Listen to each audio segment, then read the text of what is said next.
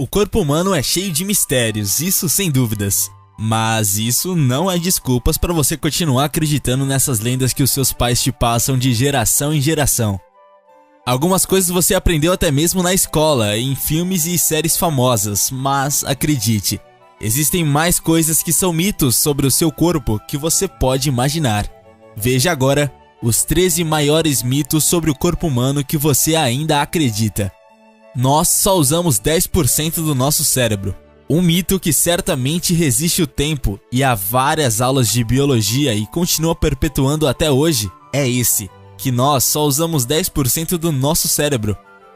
Recentemente essa lenda pegou ainda mais impulso graças ao filme Lucy. Isso pegou tão mal que o jornal International The Guardian apelidou o longa de o maior mito sobre o cérebro da história. O certo é que nós não utilizamos todas as áreas do nosso cérebro, até quando estamos descansando. É verdade que o nosso cérebro é muito flexível. Podemos viver com apenas metade dele, e que também não usamos tudo de uma vez, já que algumas áreas estão especializadas. Quando caminhamos, por exemplo, as partes centradas da atividade motora são mais ativas que outras.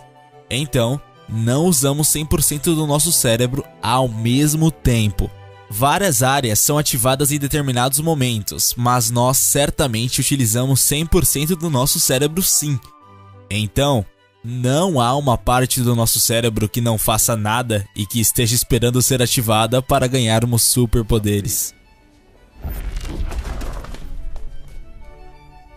Aquela coisa que você sente um sabor na ponta, dos lados da língua e etc. Sim, é mentira. Embora você aprendeu isso durante toda a sua infância, segundo a revista Nature, uma equipe de cientistas relatou que os receptores para sabores são encontrados em células distintas e que essas células não são localizadas em um ponto específico, mas na verdade se espalham por toda a língua.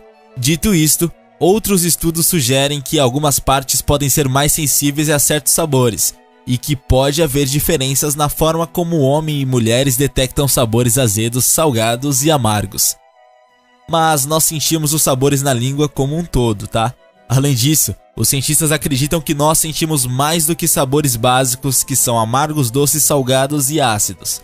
Tanto que recentemente, um quinto sabor foi adicionado aos estudos, o umami, que significa saboroso em japonês. Sabe aquela sensação de calor que você sente quando bebe? É pura imaginação. As bebidas alcoólicas dão a sensação de calor, mas na verdade, o álcool faz abaixar a temperatura corporal. Isso acontece porque o álcool é um vasodilatador, fazendo com que os vasos sanguíneos se dilatem. Desse modo, o volume de sangue aumenta e você tem essa típica sensação de calor. Mas no frio, isso pode ser muito perigoso, porque o ato do álcool dilatar seus vasos faz o contrário do que seria certo para o seu corpo durante o frio, que é contrair as veias para minimizar o fluxo sanguíneo e, dessa maneira, manter a temperatura corporal alta. Por isso, é realmente perigoso beber álcool durante o inverno rigoroso em alguns lugares do mundo. Sabe aquela coisa de que pessoas criativas usam o lado direito? Pessoas racionais usam o lado esquerdo? Ó, é pura balela, tá? Existem vários livros que definem coisas de como desenhar com o lado direito do cérebro e calcular com o lado esquerdo e etc. É verdade que certas áreas do cérebro são especializadas. A linguagem é processada no hemisfério esquerdo, por exemplo. Mas não é verdade que um dos hemisférios domine sobre o outro. Por melhor que alguém seja com as palavras, com os desenhos ou com os cálculos, você usa o seu cérebro integralmente a todo momento. Nada de ter um lado falando mais alto que o outro, não. O cientista americano Neil deGrasse até respondeu a uma entrevista sobre o assunto dizendo: "Não uso o lado direito ou esquerdo. Eu uso um cérebro." O frio não causa os resfriados. Eles são provocados por vírus que viajam pelas vias aéreas e não pelo frio em si. Geralmente nessa época de mais frio, nós passamos mais tempo em espaços fechados e em áreas comuns. Algo de como você ia no bar e ficava na área aberta, você vai procurar sentar do lado de dentro. Vai passar mais tempo em casa. Locais mais fechados de maneira no geral. Lugares que normalmente ficariam com as portas e janelas abertas para serem mais ventilados, também ficam fechados durante o frio, o que aumenta ainda mais as chances para você pegar um resfriado. Além disso, As regiões com pouca umidade faz com que o nosso nariz fique mais seco, facilitando ainda mais a entrada do vírus. Então o frio não causa resfriados, mas o conjunto de fatores que mudam os nossos hábitos durante o frio faz com que nós ficamos mais propensos a contrair uma doença. Qual é a mãe que nunca brigou com o filho quando ele estalava os dedos? Bom, o ato só causa um certo barulhinho por conta de umas bolhas de gás acumuladas ali, mas estalar o dedo em si não tem nenhum efeito nocivo, tá?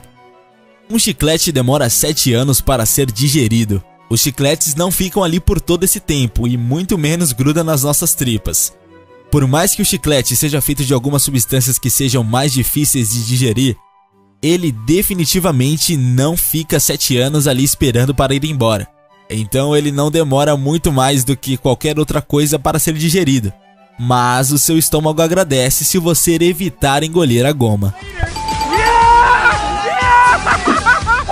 Além dos 5 sentidos tradicionais já catalogados por Aristóteles, temos na verdade entre 9 a 36, dependendo da definição usada. Entre eles, a autopercepção, que nos permite saber onde estão as diferentes partes do nosso corpo. Os sentidos de temperatura, da dor e do equilíbrio. Então, se você estava muito preocupado com o 6º sentido, imagina com 30 sentidos a mais. O estresse faz você ficar de cabelos brancos. Não, exatamente. O estresse provoca queda de cabelo e o cabelo com pigmento acaba sendo mais fraco. Por isso são esses que caem, enquanto os brancos permanecem. Então você tem uma falsa ilusão de que os cabelos brancos crescem mais. Eles na verdade só permanecem na cabeça. Quer dizer, se já tiver cabelos brancos, o estresse o deixará só com esses. E se não tiver, corre o risco de ficar careca. Sentar muito perto da TV não vai danificar a sua visão. Qual é a mãe que nunca gritou falando que você não pode sentar muito perto da TV? E você levantou altamente chateado, pois ia perder o gostinho de cinema de sentar perto do aparelho. Só que a sua mãe estava bem errada, viu? Isso não vai danificar a sua visão. De vários estudos realizados, nunca foi constatado de que a TV tem a capacidade de fritar a sua visão. Esse rumor deve ter surgido porque antigamente os televisores emitiam radiação e as pessoas se preocupavam que uma proximidade da TV danificasse os seus olhos. Vale lembrar que olhar fixamente para telas, seja a televisão, computador ou celular, por um longo período pode fazer os seus olhos doerem, ficarem tensos e secos. Mas isso não é porque a tela está ativamente prejudicando os seus olhos.